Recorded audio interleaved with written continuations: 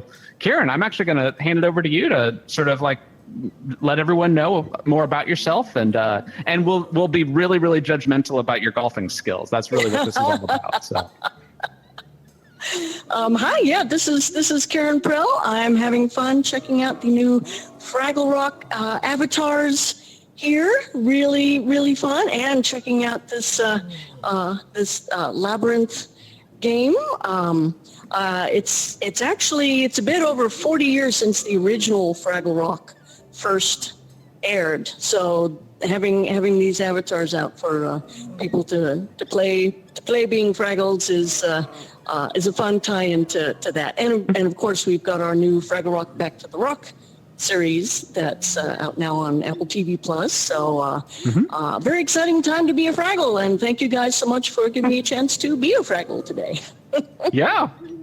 Actually, that was one of the first questions that I wanted to ask you, sort of like just talking about some of like the all the puppeteering stuff, like how this is obviously different because you actually get to sort of be the avatar a little bit. Do you find that sort of like have you played around with any of that stuff? I know that they're doing there's been a lot of advances in puppeteering over the years, but using more digital input stuff and sort of like is the new Fraggle Rock series, is that all still using the classic, the same classic puppets and everything though?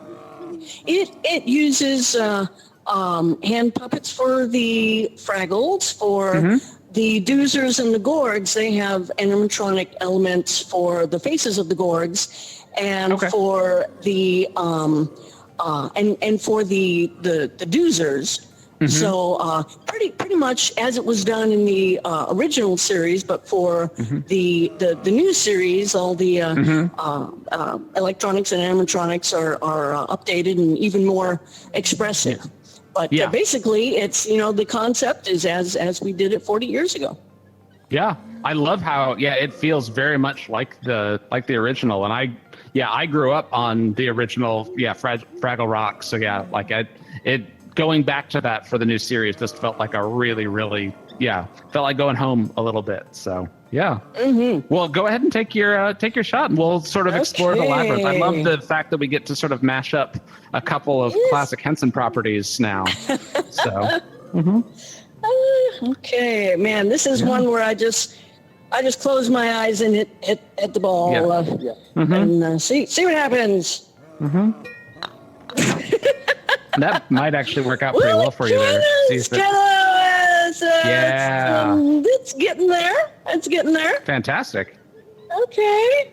So I'd also love to find out a little bit about this. Like, what was the process? Like, how did you get into animation and puppeteering? Because I know you've also done some digital animation and stuff as well, but obviously puppeteering seems to be your first love. Is that safe to say? Well, it was certainly the first thing I tried to do on my own, and my first career was with puppeteering. So I watched I can't accidentally hit your ball, can I? I'm okay. Oh no, it'll just go right over it. Yep. Okay. Nope. I think they're going to count that. Yeah, we're mean like that. We're very sticklers for the rules. Oh, well. Hey. Okay. Very nice. There we go. But so you said your first job in the industry was with the Henson Company, right? Yes, working on Sesame Street, and I had been very nice. I had been doing puppet shows in the Seattle area, and doing puppet shows for school projects, and so I sent a videotape to the Jim Henson Company back when they were needing. This was like 1979, so back it's kind of there. Back when they were needing to find more women puppeteers, and so they were excited to give me a try and brought me out. And I actually auditioned with Jim Henson. And how was that process? Was that super easy, or was it a little intimidating? It was just very, very casual. This all happened in December of 1979. They brought me out to New York, and everybody. This is going to take a while. Everybody at the Henson Company was on holiday break. So it was just Jim and a few people at the office there. So I met him in one of their rehearsal rooms, and I brought some of my own puppets that I made.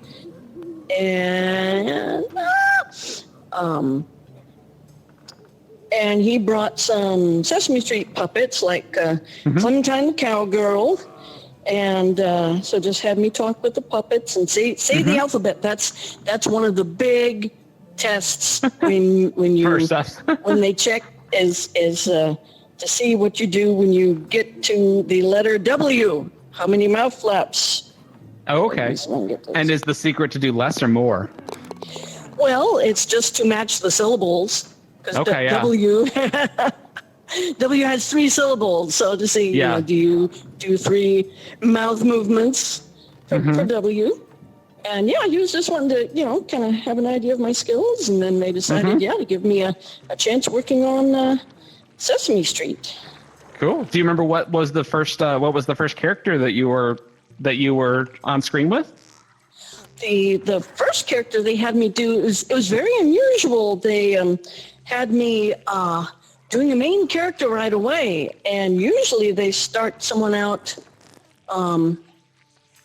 assisting or doing background characters, but they put me into a main character, so it was exciting and but very, very overwhelming, because I had not been out of my parents' basement.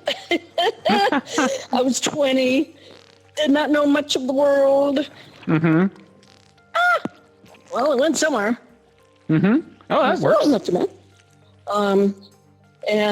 So, straight from my parents' basement to downtown Manhattan. And, there we go. Oh, very nice. You played this game before. How was the culture shock from that? Did you say you're originally from like the Seattle area, was it? Or Yeah. So just, it was quite. We literally lived on a little farm, farm to Manhattan. So it's definitely culture shock, and then also just getting used to the processes of puppeteering, using monitors. I had not used monitors before. Okay, so another one's going to take a while, and even the fact that they would cut to different cameras, and no, you don't look into every camera when they cut to that camera, all these basics. And so it was a lot. I gave it my best. The Dina character didn't work out, but spending a few years living in Manhattan and adulting kind of prepared me for the next thing they asked me to try, which was auditioning for Red Fraggle. So that worked out. Oh, yeah. Well, cool. Yeah, that's so many classic moments. I could just sort of like geek out about all of that old stuff. But I know that I'd also love to find out a little bit from you, just sort of like a bit more jumping ahead, sort of like the current state of the industry, because I know that it seems to me that there's actually been a bit of a resurgence with puppeteering. Like I'd imagine that back at the time, was Henson pretty much the only place that was doing the larger stuff, or were there? I suppose that there were a few other things on visual effects shows, but most of that would seem like it was running through the Henson Creature department, wasn't it? Well, there was. The 80s. There was just a big time for creatures, like practical creatures and makeup and effects in the movies, like really, really amazing. So many incredible artists working in the industry. And when you visited a set, the actual, the creatures and the sets were actually there. They weren't able to just replace as much as they can now. So it was really, really magical. Speaking of which, I'm really impressed by Humongous, because that's pretty much the size it was when we were on the set. And again, Humongous was practical and that size. Yeah. And the armor was like some lightweight material. It was sprayed to look metallic, and had this huge framework inside. It was just massive, and it was really swinging that axe. So that was like, stay away from the axe when it's swinging. So this is fantastic. It truly is. It really feels like the scale of being next to it. I'm trying to remember the shots from the actual Labyrinth movie, because it's sort of like we've spent enough time in here that things have gotten muddy, and we now know our version almost even better. So I'm trying to remember, like, was it all done with sort of like large levers then? Like people actually manually moving that, or was it all like, Humongous pneumatic? was not puppeteered by puppets. It was like this huge hydraulic, like the special effects guys that are used to, like, hauling vehicles for car crashes or gimbals for spaceships. They had to build that because it was so huge. So I mean, big, obviously, the creature shop also worked with them, but like the framework and the operation of it was like the heavy duty effects people, just to get that size of machinery working. Yeah. It was just really so impressive. So now the industry now, of course, it'd be CG. Right, especially for a lot of the movie stuff, or like like Yoda now, they're doing mostly CG. Yeah, or like if there's, say you're doing a show with dragons, and there might be like a large green painted head that you would look at, and then it would be replaced by CG. So there would be something indicating the position and the size, but it would all be CG, and it wouldn't have all the mechanisms on set. So it was definitely a magical time to see this kind of stuff for real. Okay, let me see if I can get this. It also seems like there's been a little bit of a... It's coming right back to where I started. Yeah. It also seems like there's been a little bit of a resurgence of just like, I mean, I know that there's some adult puppeteering, but like with Fraggle Rock coming back, Sesame Street's on, it seems like there's also been a couple of other shows. I also know that Henson's really been leading the way with some of the digital puppeteering, like Sid the Science Kid, and it just seems to me like that maybe those two maybe the VFX, the CG, and the puppeteering are kind of starting to merge a little bit, or is that just sort of, is Henson the only one right now really working on that sort of stuff? Well, there's all kinds of things going on, but the thing that I've become aware of is especially, this is so tricky. I'm trying to get this. There you go. When there are live actors with the puppets, they love having the actual puppet there.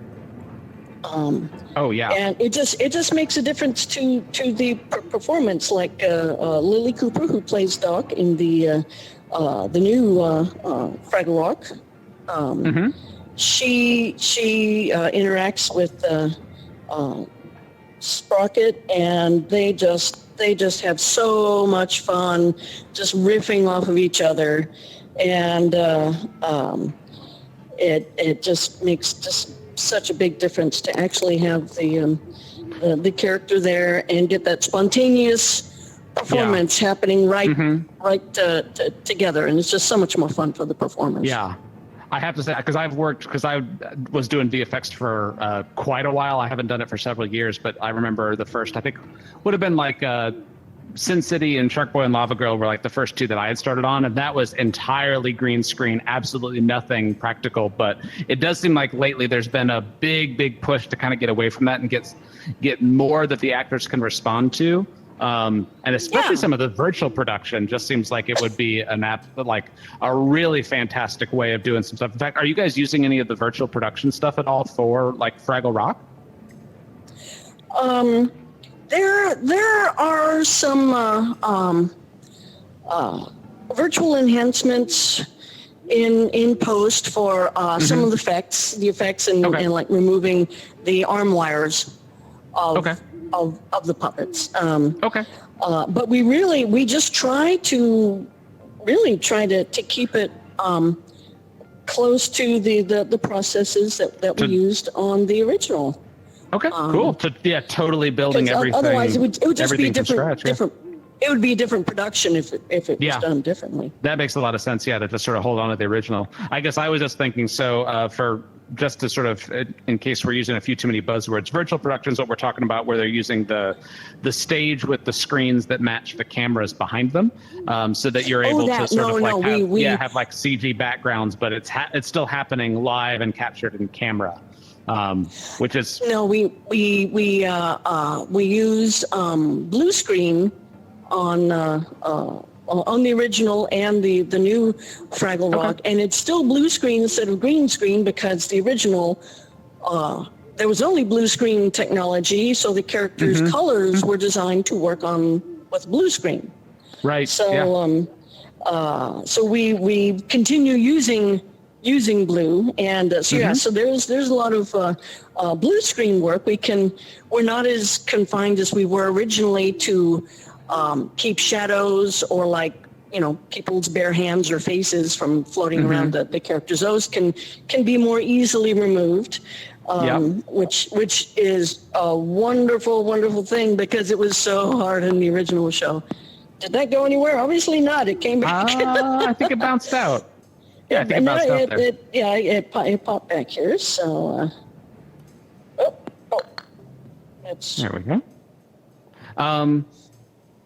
Well, so if anyone's curious, that's why you'll never see a blue Fraggle, unless I'm mistaken. Well, now we do have in the new Fraggle series, we have a character I perform called Icy Joe, who is this like a prehistoric Fraggle that had been frozen in the ice for hundreds of years, and she is bluish. So sometimes if we shoot against blue, we have to kind of tune things to get her image. I don't know if we have ever. At times, actually, we do have a green option for certain things, so we might have. You could change it for some of her things. We might have done a green screen just so we could pick her up better. Totally. I'll still get down there. There we go. Well, yeah. Again, I'm loving these sets. This is like, again, the Goblin Village was this size and this cramped, and with the steep little walkways. It's just so amazing to see, and the house that shook when Ludo was walking up inside of it and lifted the roof. Again, practical. The house shook, the roof came off. Practically, it happened for real. I will say that I remember that when we were doing this set, it was so. I think that it helped tremendously to have the fact that there were actual people that were on set, because I think we even looked up at a certain point to find out like how tall was Jennifer Connelly when she had shot Labyrinth, because we were trying to use her for scale references really weird search history, I'm sure, that has come up with stuff like that. Trying to figure out exactly sort of like, use that as a reference to try to get the scale right. But I remember the Goblin Village being something that was like, this was, I think at the time, one of the most elaborate sort of like settings that we had ever done for like a single hole or two like this. But the amount of artwork that they did and spent, there was just so much great reference, and especially looking at all the behind the scenes photos, and again, having photos of puppeteers and of Jim actually sort of like around to just sort of like, kind of get a sense of what it actually felt like in the scale and just how it was actually built really helped tremendously.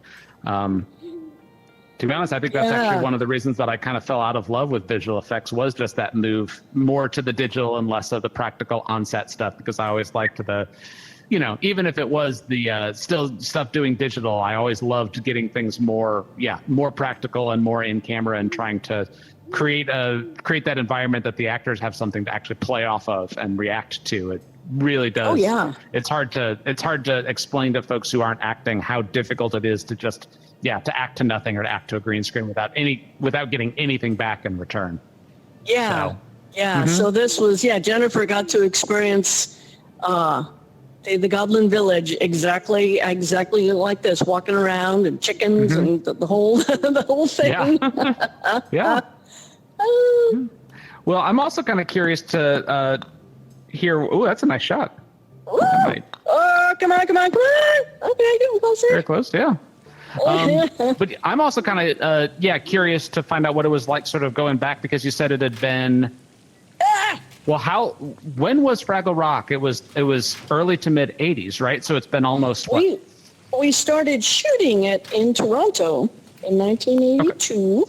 Okay. And then it first aired on HBO in the States and CBC and in a ton of other countries in 1983.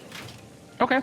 Yeah. And then it ran. We shot 4 seasons. It was kind of, at least in the States, it was kind of split up into kind of five seasons. But when we were shooting, it was kind of in blocks of four seasons. Yeah. Yeah.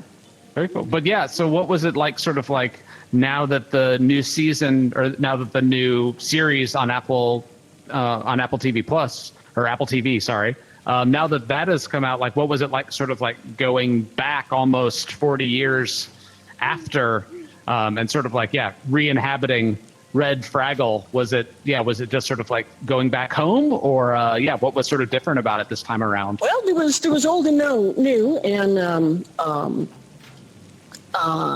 having the characters be very similar, but with mostly new performers. But the new performers just embodied the spirit of the original characters and the original performers so well. So that was really exciting to see the new generation and how all of our hard work and inspired them.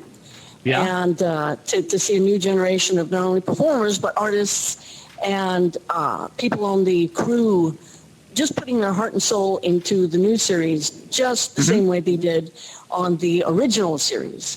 And that was inspiring to me to come back and perform Red in such a vibrant and exciting and appreciative atmosphere. So we just all came together and worked very, very hard and had a lot of fun and just became a new big Fraggle family.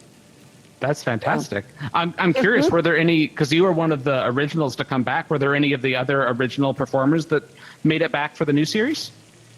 So in the new series, I'm the one original performer who is on set performing the puppet and the voice for my character from the original series. Dave Golds is providing the voice for Boober, who on set is performed by Frank Meshkalite, and also providing the voice for Uncle Traveling Matt, whose puppet is performed sometimes by Frank Meshkalite and sometimes by Kevin Clash for a lot of the remote Uncle Matt pieces are shooting in all different places and countries. And otherwise, it's all new people. Now, Frank, he was in the body performer for Junior. This is a tough one. This is a brutal one. For Junior Gorg in the original, for like the last season, he was in the Junior Gorg costume. So he is now back puppeteering, and he is providing the animatronic face and the voice for Paul Gorg in the new series. Okay. And I'm also kind of curious, because I'm sure that there's a few people who might be watching this that are just kind of curious about sort of like getting into something like puppeteering. And you mentioned that there's so many new performers. I'm just kind of curious, someone who is wanting to learn how to do that or take that up, like where do a lot of people start, or what are some good resources for people who are wanting to learn to do what you do? Oh, nice. These days people do videos online. They'll first of all, it's a good resource for puppet performing and building to see other people's videos, and then it's just so easy for people to do their own videos. If they have an idea for a character and build their own puppet, then they can just do a series online and get known that way, and really get the experience. Because it's just like me when I first tried doing Dina. It doesn't work immediately, and the good thing is just to keep learning and trying, getting in your thousands of hours of practice before you get to Carnegie Hall, that kind of thing. So doing the puppet videos, you definitely get to be. You get exposure to a greater audience. It is really fun to do live puppet shows in schools or libraries or community events. So that's people always love that.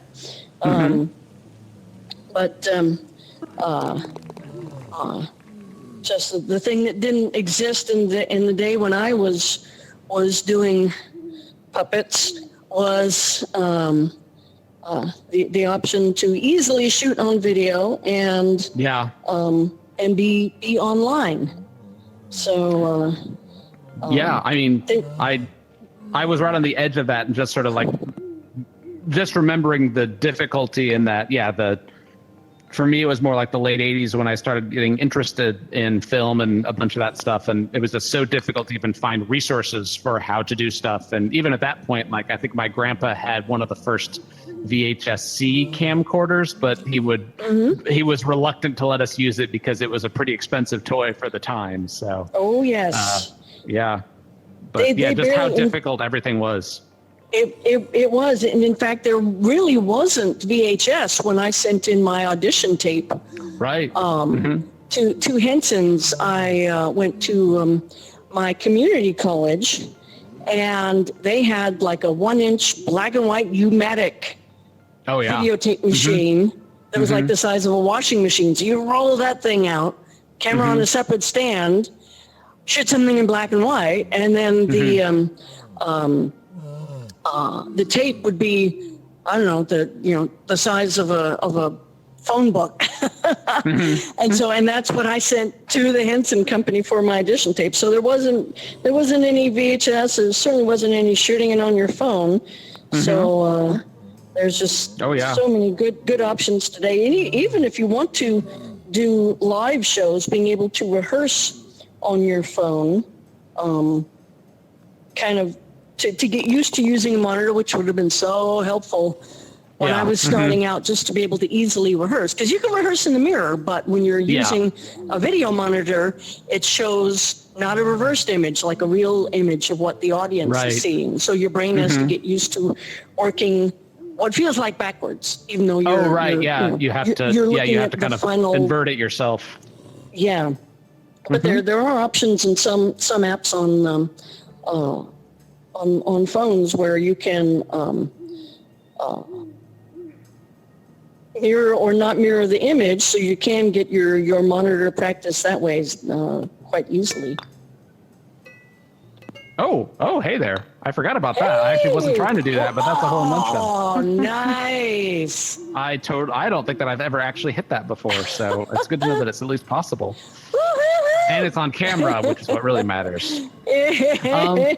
So you've talked a good bit too. You've mentioned a couple times building puppets. Do you still build your own puppets at all, or no? I'd imagine there's dedicated people. That was yes for the original and the new Fraggle Productions. We've got dedicated team of amazing puppet builders, and I'm so lucky. The original builder for the original Red Fraggle, Raleigh Cruson, also built the version of Red we're using now on Fraggle Rock Back to the Rock. So, and Red is like, I tell people that performing puppets is like performing a musical instrument, and Red is a Stradivarius. Okay. It's a beautiful design by Michael Frith, and beautiful puppet building by Raleigh, and so just very flexible and expressive, and all I have to do is just kind of think of what I want to do, and it happens. You know, I don't have to walk through any technical steps to achieve what I want. It's just there. It's just so responsive. Yeah, so it's fairly Raleigh. one to one in terms of the controls that you're able to push into the performance. Basically, you're not operating anything with animatronics. You're not having to do anything sort of like you mentioned technical sort of behind the scenes. Yeah. So, and I'd imagine though that you probably have some. You probably work with the puppet builders and make modifications and stuff based off what you're needing, I'd imagine. Oh yes, and suggestions. You know, when a puppet is being developed, we'll try it out and see. What the weight is, and that it's flexible in all the right places, and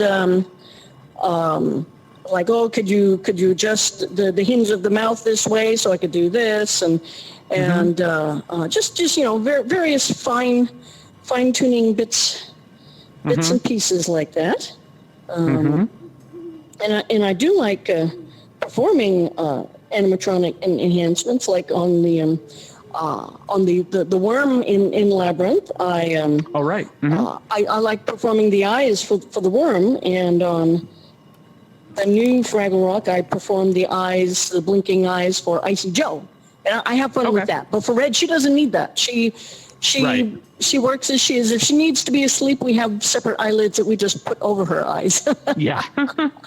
It was funny. One of the things that we talked about as we were doing the avatars was most of our characters have blinks, and we had to sort of say like, no, we can't do blinks with the Fraggles. That wouldn't just because it's so much more accurate to not put them in there. So it was actually weird that we had to sort of simplify our avatars for them a little bit.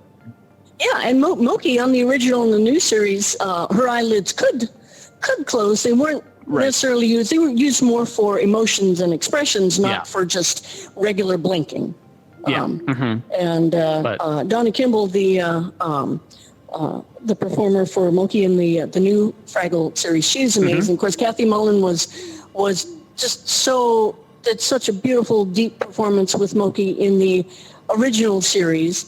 And then Donna just kind of takes it into a new arena and does amazing things with her acting and using the eyes for expression. I'm so impressed with what everybody's doing. Yeah. And Jordan Lockhart, who's the performer for Wembley on the new series. Again, amazing, fun performer.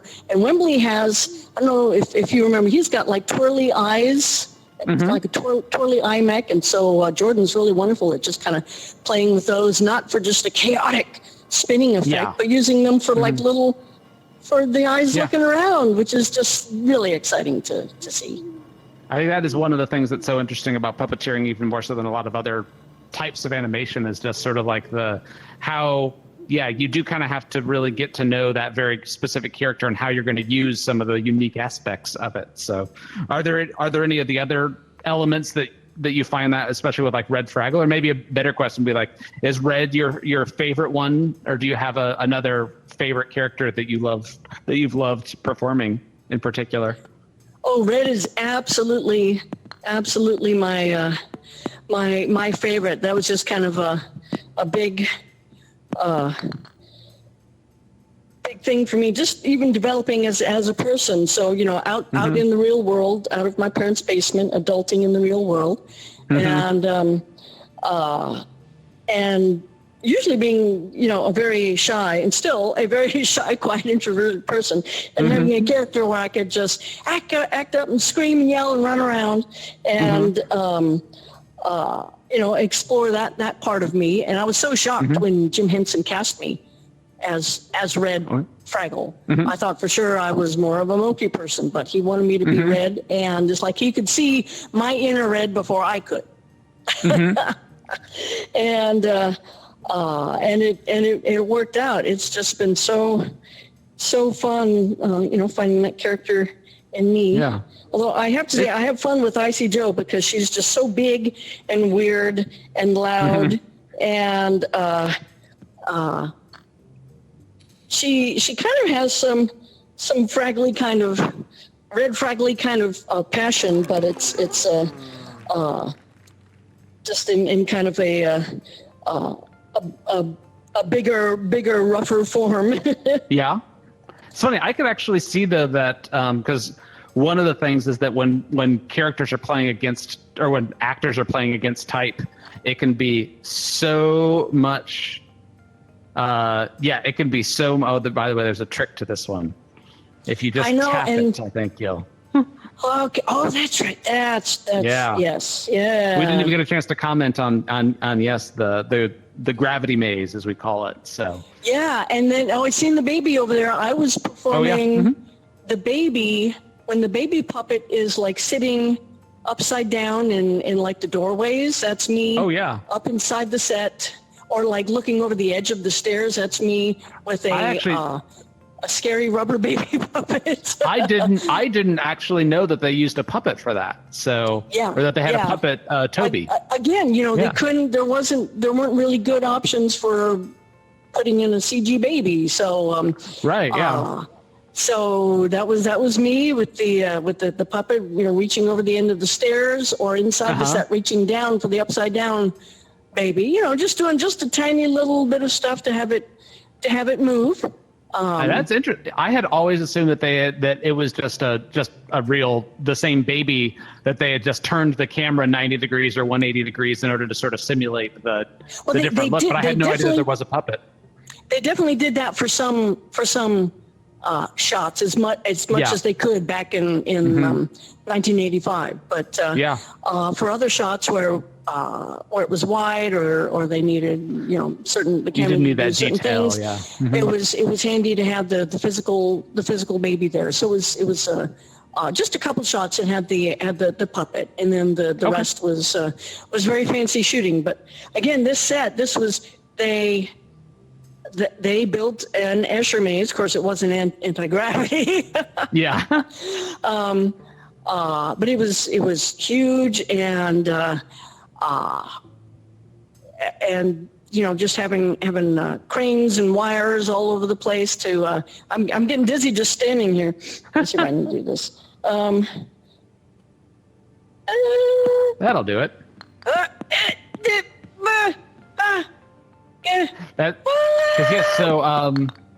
If we're coming up, so this is hole 17. We've got one more hole after this, but I'm remembering now because we actually, when we first launched Labyrinth, you came on and we did a really large group that played. Oh. This one takes some getting used to, but I realized that we never actually made it this far. Did we maybe come and just look at the maze when we were we skipped ahead to this? Okay, we skipped ahead to this one, and then I think we finished up here. Okay. So I don't think we got beyond this. We just, because it was like, you got to check out the Escher maze. So. Well, yeah. It was a while, so I forgot all the hints needed for. Well, and we wouldn't have played it, but that's just a little plug for anyone who's watching this who wants to see more of Karen. We're coming up to hole 18 here, but there is another video.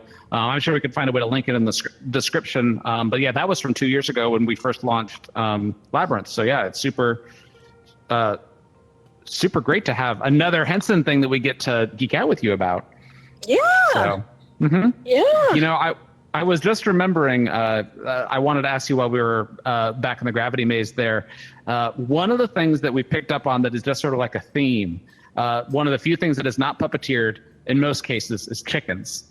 What was it just sort of like chickens were just like the go-to thing? It seemed like almost every scene had a chicken in it, within Labyrinth, within a whole bunch of different things. They had chicken wranglers, and they just had some very calm, quiet chickens that we're just happy wandering around. And there was one scene where during the magic dance sequence, I didn't even do anything. Nope. where there's a goblin that's holding a chicken on its lap, and I'm doing the live hands for that goblin. So I got to hold the chicken, very gently and carefully, and just kind of have it dance a little bit, but be careful with the chicken. Oh nope. I'm still gonna keep going for broke here. I think that one. I'm also getting dizzy just standing here. This is so well done.